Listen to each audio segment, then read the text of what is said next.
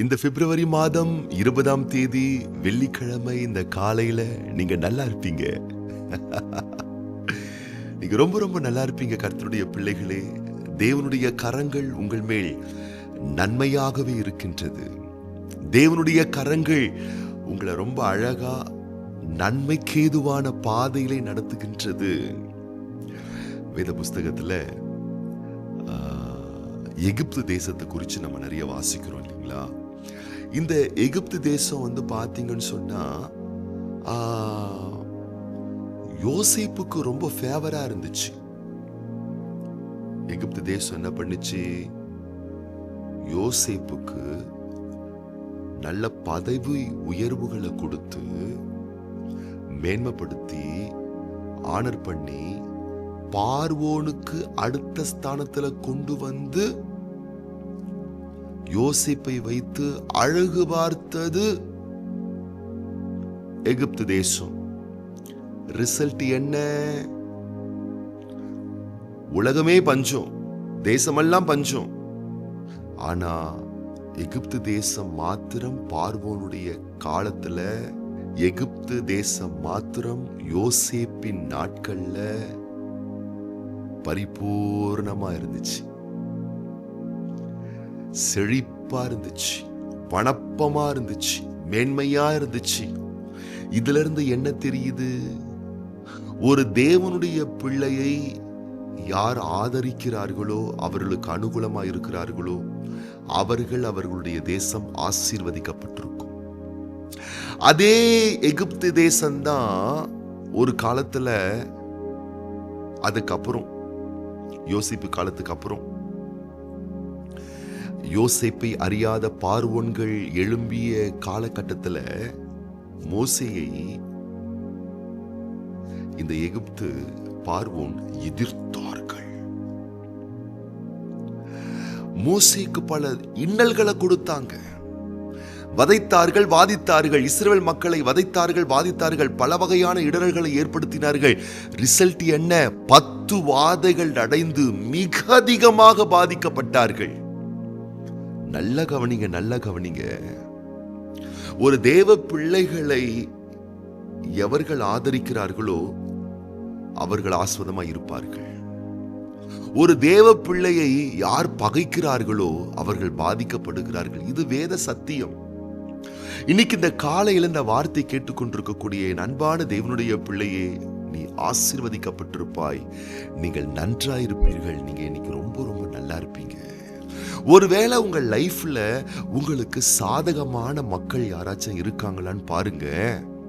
உங்களை வாழ்த்துறவங்க, உங்களுக்காக ஜெபிக்கிறவங்க, உங்க நன்மையை விரும்புறவங்க, வாழ்க்கையில அடுத்த அபார வளர்ச்சி நீங்கள் அடைவதற்கு பல ரகத்துல உங்களுக்கு தோள் கொடுக்கிறவர்கள், கை கொடுக்கிறவர்கள், துணை நிற்கிறவர்கள் இருப்பார்களே. ஆனால் நீங்க ஆச்சரியப்படுவீங்க. அவங்க ரொம்ப நல்லா இருப்பாங்க, அவங்க ரொம்ப ஆஸ்வதிக்கப்படுவாங்க. ஏன் தெரியுமா? அவங்க உங்க நன்மையை விரும்பக்கூடியவர்கள். ஒருவேளை சிலர் உங்களை எதிர்க்கிறார்கள், பகைக்கிறார்கள், வியாகுலப்படுத்துகிறார்கள், காயப்படுத்துகிறார்கள். உங்களுக்கு சூனியம் மந்திரம் வைக்கிறதுக்குன்னு தந்திரமா ஏதாச்சும் ஆலோசனை பண்றாங்க, விபரீதமான முடிவுகள் எடுக்கிறாங்க. உங்களையும் உங்கள் வீட்டையும் தாக்குவதற்கு பல வகையான தந்திர ஆலோசனைகளை மேற்கொள்ளுகிறார்கள் என்று சொன்னால் பயப்படாதீர்கள். கை கட்டிக்கிட்டு கொஞ்சம் வேடிக்கை மட்டும் பாருங்க. பாதிக்கப்பட போவது நீங்கள் கிடையாது, உங்களை பாதிக்கக்கூடியவர்கள் தான் என்பதை தயவு செய்து புரிந்து கொள்ளுங்கள். ஆண்டவருடைய வார்த்தை இவ்வண்ணமாய் சொல்லுகின்றது. ஆபிரகாமுக்கு நேராக ஆதியாகமத்தின் புஸ்தகம் 12ஆம் அதிகாரம் 3ஆம் வசனத்தில், உன்னை ஆசீர்வதிக்கிறவர்களை ஆசீர்வதிப்பேன், உன்னை சபிக்கிறவர்களை சபிப்பேன், பூமியில் உள்ள வம்சங்கள் எல்லாம் உனக்குள் ஆசீர்வதிக்கப்படும். நீங்கள் யார்? ஆபிரகாமின் பிள்ளைகள். இயேசு கிறிஸ்துவை ஏற்றுக்கொண்ட என் அன்பு மகனே, அருமை மகளே, நீங்கள் ஆபிரகாமின் சந்ததிகள். இந்த வாக்கு தத்துவம் உங்க மேல இருக்கு, அப்படியே பலிக்கும். ஒருத்தவங்க நல்லா இருக்கணும்னா ஒண்ணும் இல்லைங்க, அவங்க உங்ககிட்ட நல்ல விதமா நடந்துக்கணும், அவ்வளவுதான். அவங்க ரொம்ப நல்லா இருப்பாங்க. ஒருத்தவங்க பாதிக்கப்படணுமா ஒன்னும் இல்லை, உங்ககிட்ட மோசமா நடந்துக்கிட்டா போதும், அவங்க பாதிக்கப்படுவாங்க. உங்களை ஆசீர்வதிக்கிறவர்கள் ஆசீர்வாதமாய் இருப்பார்கள், உங்களை சபிக்கிறவர்கள் சபிக்கப்பட்டு போவார்கள் என்பது தேவ வாக்கு. அதனால உங்களுடைய நன்மைக்கும் சந்தோஷத்திற்கும் யாராகிலும் சகாயராய் இருந்தால் அவர்கள் ஆசீர்வதிக்கப்படுவார்கள். அதனால நீங்களும் என்ன பண்ணுங்கன்னா, பிறருடைய சந்தோஷத்துக்கு நீங்க சகாயராயிருங்க. மற்றவர்களுடைய நன்மைக்கு நீங்கள் பங்காளிகளாய் இருங்க. என்ன நடக்கும்? அவங்க நிமித்தம் நீங்க ஆசீர்வாதமா இருப்பீங்க. பிறரை பாதிக்க போயிடாதீங்க. பாதிப்பதற்கு நீங்கள் தோள் கொடுக்காதீர்கள், கை கொடுக்காதீர்கள். பாதிக்கப்பட போவது நாமளாயிருவோம். ஆகவே இந்த பூமியில ஒருத்தர் நல்லா இருக்கணும்னா அவங்க உங்களை ஆஸ்வதிக்கணும். இந்த உலகத்துல ஒருத்தர் பாதிக்கப்படணும்னா அவங்க உங்களை சபிக்கணும். ஆகவே உங்களை ஒருவர் வாழ்த்தும் பொழுது நீங்களும் நல்லா இருப்பீங்க, அவங்களும் நல்லா இருப்பாங்க. ஒருவர் உங்களை பாதிக்கிறார்கள் என்று சொன்னால் நீங்க வருத்தப்படாதீங்க. பாதிக்கப்பட போவது நீங்கள் அல்ல, உங்களை பாதிக்கக்கூடியவர்கள் தான் என்பதை உணர்ந்து கர்த்தரை நம்பி முன்னோக்கி செல்லுங்கள். உங்களை ஆசீர்வதிக்கிறவர்கள் ஆசீர்வதிக்கப்பட்டிருப்பார்கள். உங்களை பாதிக்கக்கூடியவர்கள் தான் பாதிப்பை சந்திக்க போகிறார்கள். ஆகவே இந்த காலை, இந்த வெள்ளிக்கிழமை 20ஆம் தேதி காலையில, ஐயோ என்னை பகைக்கிறாங்களே, என்னை பாதிக்கிறாங்களே, வேலையில எனக்கு செக்கு வைக்கிறாங்களே, ஒரு கூட்டமே எனக்கு எதிராக இருக்கிறதே, ஒரு சந்ததியே எனக்கு எதிராக இருக்கிறதே, ஒரு தலைமுறையே எனக்கு எதிராக இருக்கிறதே, ஒரு பெரிய மக்களே என்னை பாதிக்கக்கூடிய அளவுக்கு விரோதிக்கிறார்கள் என்று சொல்லி முறுமுறுக்காதீர்கள். நீங்க சங்கடப்படாதீர்கள்.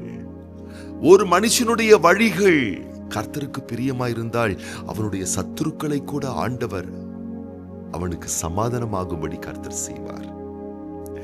ஆகவே நீங்கள் பிறரை வாழ்த்துங்கள், பிறர் உங்களை வாழ்த்தட்டும். நாம நல்லா இருப்போம், எல்லாரும் நல்லா இருக்கட்டும், எல்லாரும் நல்லா இருப்போம். பிறர் உங்களை தாக்குகிறார்கள், பாதிக்குகிறார்கள் என்று சொன்னால் பதட்டம் அடையாதீர்கள். பதிலுக்கு நீங்கள் தாக்குதலை கொடுக்காதீர்கள். பாதிக்கப்பட போவது அவர்கள்தான். ஆகவே ஆண்டவருடைய சன்னிதானத்தில் நன்மையை மாத்திரம் தேர்வு செய்யுங்கள். நன்மையானதையே செய்வதற்கு உங்களை தத்தம் செய்யுங்கள். நீங்கள் ஆசீர்வதிக்கப்படுவீர்கள். இன்னைக்கு நீங்க ஆசீர்வதிக்கப்படுவீர்கள். ரொம்ப நல்லா இருப்பீங்க, ரொம்ப நல்லா இருப்பீங்க. இன்னைக்கு நீங்க ரொம்ப ரொம்ப நல்லா இருப்பீங்க. உங்களுடைய நல்வாழ்வுக்காக நான் இன்றைக்கு ஜெபிக்க போகின்றேன். அது போலவே இன்றைக்கு பிப்ரவரி மாதம் 20ஆம் தேதி வெள்ளிக்கிழமை, இன்று பிறந்தநாள் காணக்கூடிய அன்பு சகோதரி ஏ கீதா, அன்பு சகோதரி எம் எஸ்தர், அது போலவே அன்பு மகன் கிங்ஸ்லி ஆரோன், இவங்களுக்காக நம்ம ஜெபம் பண்ண போறோம். கண்களை மூடி நம்ம ஜெபம் பண்ணலாமா? பரலோக தகப்பனே, இந்த பிப்ரவரி மாதம் 20ஆம் தேதி வெள்ளிக்கிழமை இந்த காலையிலே இந்த வார்த்தை கேட்டுக்கொண்டிருக்கிற, என்னோடு சேர்ந்து ஜெபித்துக் கொண்டிருக்கிற ஒவ்வொரு பிள்ளைகளையும் வலக்கரம் நீட்டி தொட்டு நீர்தாமே ஆசீர்வதிப்பீராக. எகிப்து தேசம் ஒரு காலத்திலே யோசேப்புக்கு ஆதரவாய் இருந்தது. யோசேப்பை கொண்டாடியது, பதவி உயர்வுகளை கொடுத்தது. அதன் மூலம் எகிப்து தேசம் ஆசீர்வாதமாய் இருந்தது. ஆனால் பின்னாட்களிலே இந்த எகிப்து தேசம் மோசேயை எதிர்த்தது, பாதித்தது.